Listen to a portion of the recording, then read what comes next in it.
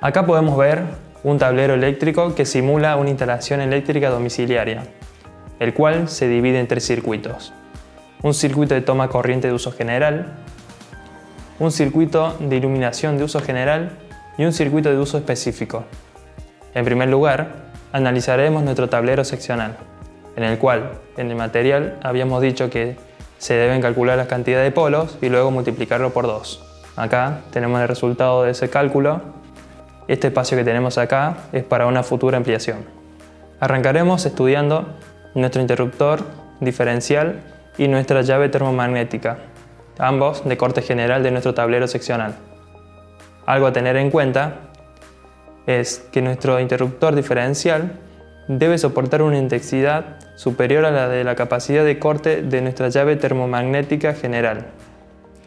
Esto para que no intervenga en el corte en el caso de que haya una sobrecarga o un cortocircuito.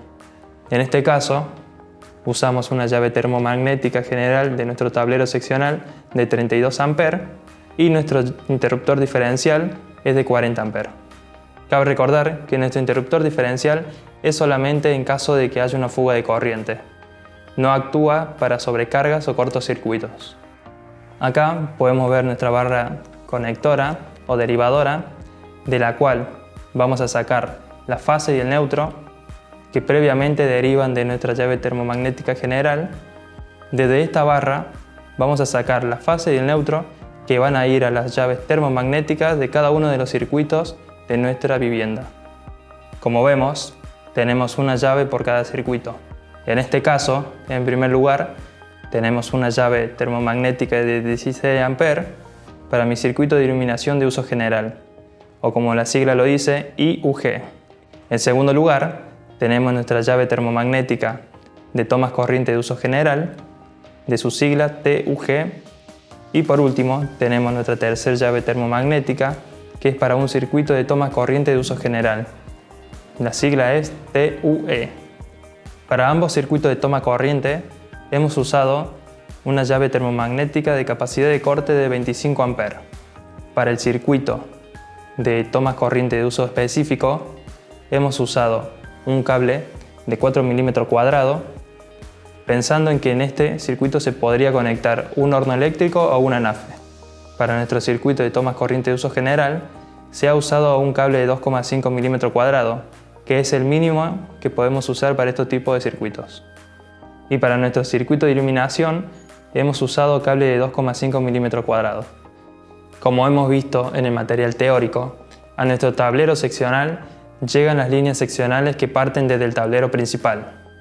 Aquellas líneas son la fase, en este caso usamos el rojo, el neutro, usamos un cable celeste, y el cable de puesta a tierra, que es de color verde-amarillo, la cual parte desde la jabalina que hemos puesto cerca de nuestra cometida.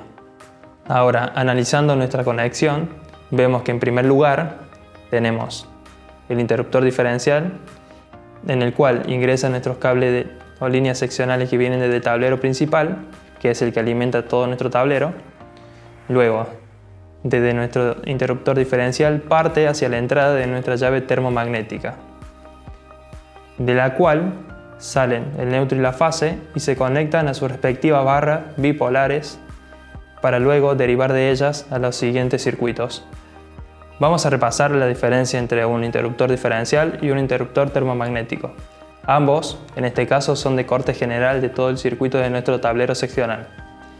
Como hemos visto en el material teórico, el interruptor diferencial solamente se acciona cuando hay una fuga eléctrica, es decir, cuando hay una fuga de corriente hacia tierra o en el caso más peligroso de que haya habido una descarga eléctrica en una persona.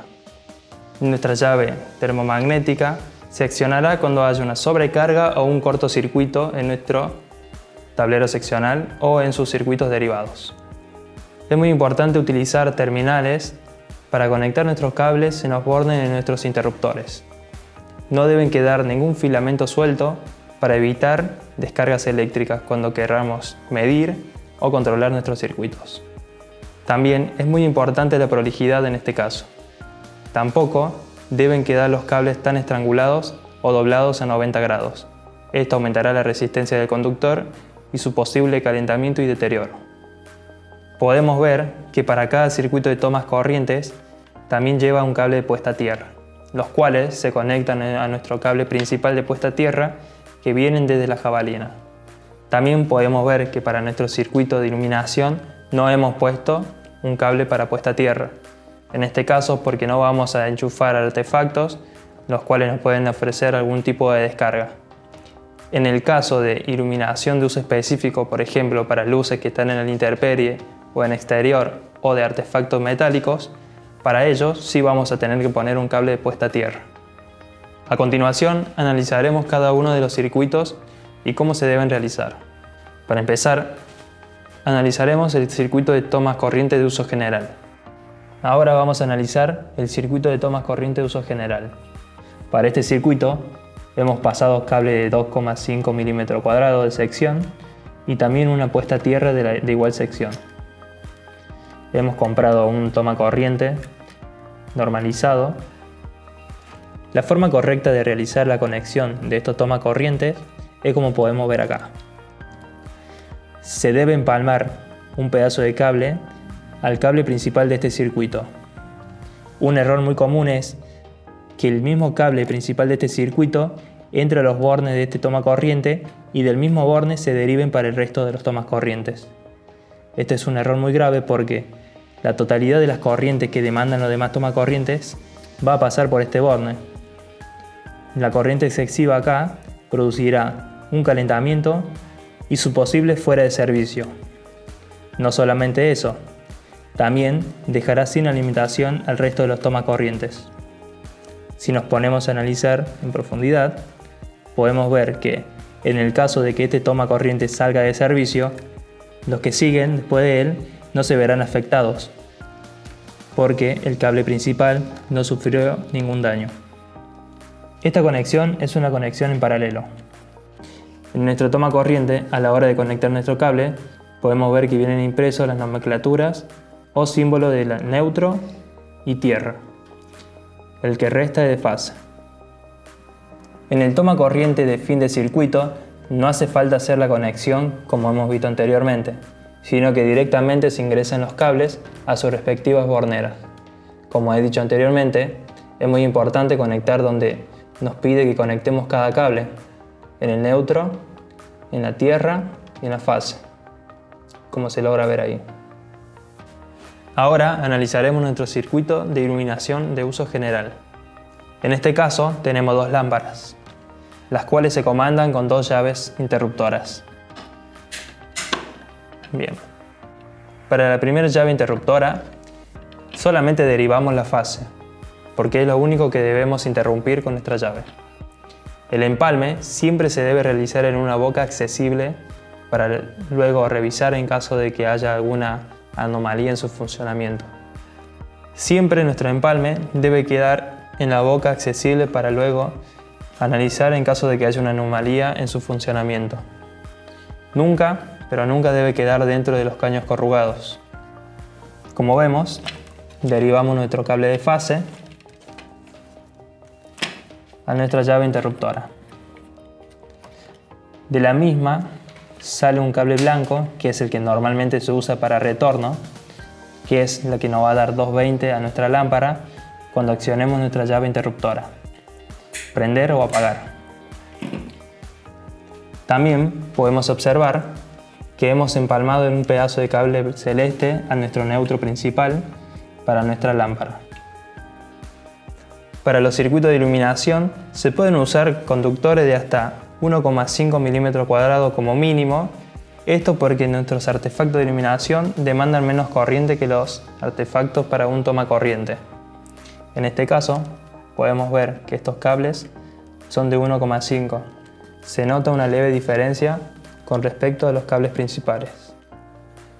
Analizando nuestra última lámpara en el circuito de iluminación, podemos ver que ya no es necesario empalmar el cable neutro. Podemos directamente llevar este cable neutro hacia nuestra lámpara. Y también podemos ver nuestro cable de retorno que viene desde nuestra llave interruptora. Y solamente a nuestra llave interruptora llega la fase. Y por último tenemos nuestro circuito de toma corriente de uso específico. Acá podemos observar que usamos un toma corriente de 20 A. que es para una mayor demanda de corriente, los cuales pueden ser hornos eléctricos, anafes y entre otros. Se puede observar la leve diferencia con respecto a los tomas corriente de 10 A.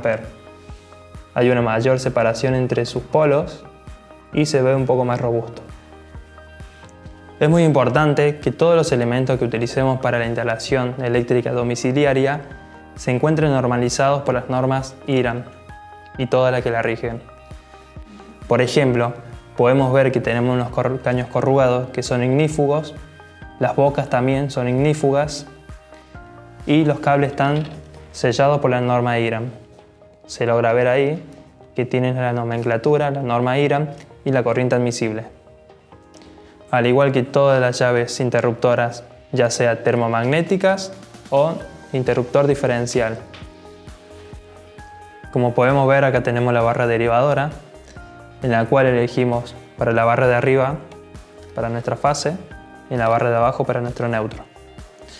En el caso que sea posible, vamos a conectar los cables uno al lado del otro, pero como esta barra trae para cables de hasta 16 milímetros cuadrados, es posible que no siempre se pueda conectar uno al lado del otro, sino hay que buscar las perforaciones que sean adecuadas para la sección de nuestro cable. Siempre debemos dejar nuestra barra derivadora protegida por un elemento no conductor, tanto para la protección de alguien que venga a manipular nuestro tablero,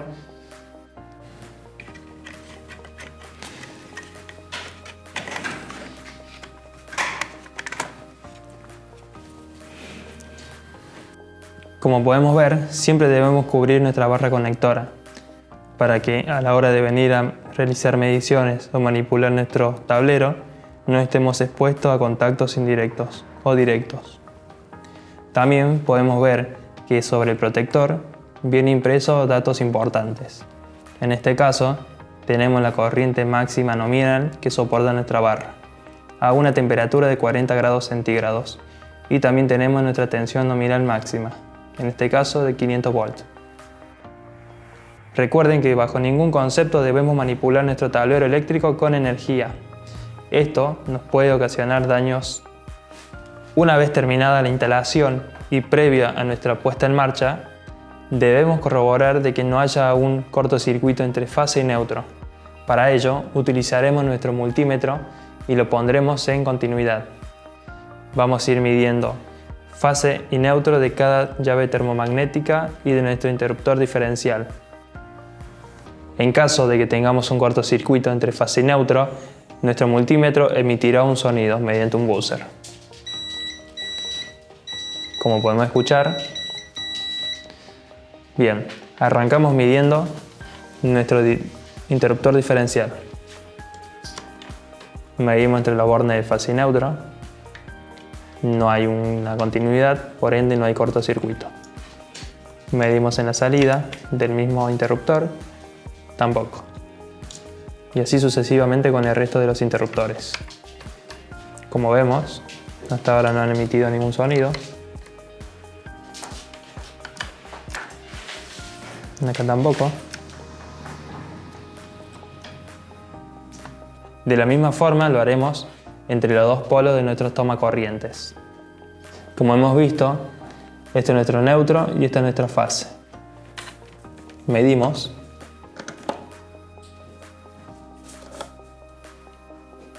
Y no hay continuidad, por ende no tenemos un cortocircuito. Para realizar este tipo de prueba de continuidad o cortocircuito, es muy importante de que nuestros circuitos no deben estar alimentados, tampoco nuestro tablero seccional. También hay que utilizar guantes de electricidad. En este caso yo no los tengo porque es un tablero de simulación, pero en una instalación real debemos utilizarlos. Una vez terminada la instalación y luego de haber inspeccionado de que no haya un cortocircuito entre fase y neutro, proseguimos con la prueba de cada circuito. Subimos nuestro interruptor diferencial, nuestra térmica general. En este caso probaremos primero el circuito de iluminación de uso general, que lo tenemos identificado. Subimos la llave o interruptor y proseguimos en probar, en este caso, nuestras lámparas.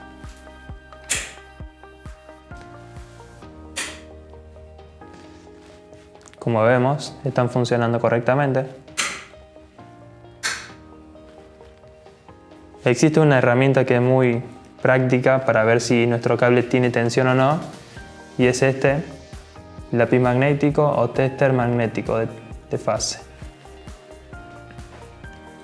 Como vemos, en nuestro cable de retorno no tenemos 220, pero una vez que accionamos nuestra llave, esto nos indicará que está alimentado.